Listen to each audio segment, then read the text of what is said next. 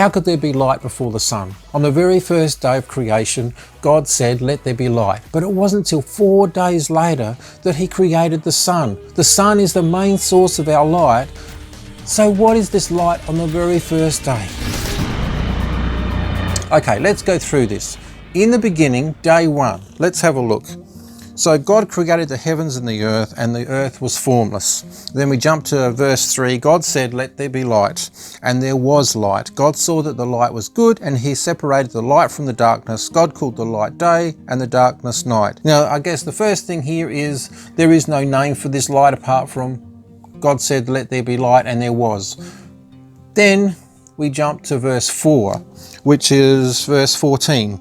God said, let there be lights in the expanse of the sky to separate the day from the night, and let them serve as signs to mark seasons, days and years. So obviously this is the sun. And let there be lights in the expanse of the sky to give the light on the earth. And it was so. So basically, and I guess this is where people get confused, is there is a light and there is a sun. Let's jump to John 1 verse 3. Through him all things were made. Without him nothing was made that has been made. In him was life, and that life was the light of men.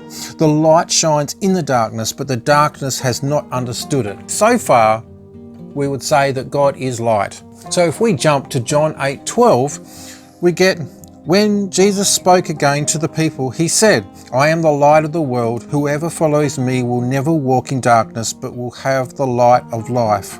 Again, it is saying that God is light. Now, God could have made the universe and everything and earth and the sun and the stars in any way, shape or form that he wanted to. Day 1, he chose just to say, let there be light. The earth was formless and that was the beginning. That was the start of everything. But more importantly, God is the start of everything. So let there be light was his light.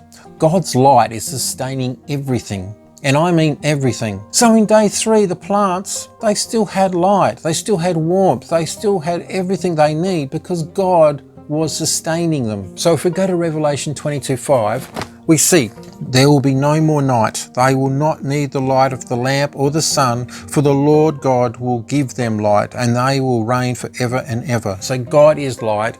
He is always light. The Alpha, the Omega, the first, the last.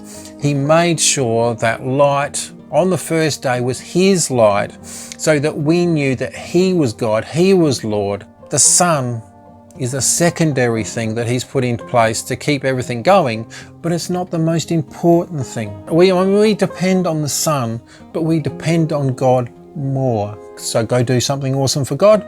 Catch you in the next one. If you want to bust some more biblical myths, then subscribe. And also, you don't have to do that. You can watch one of these videos, and I have made sure that YouTube is selecting the best one that is tailored to you and you only. I can do that.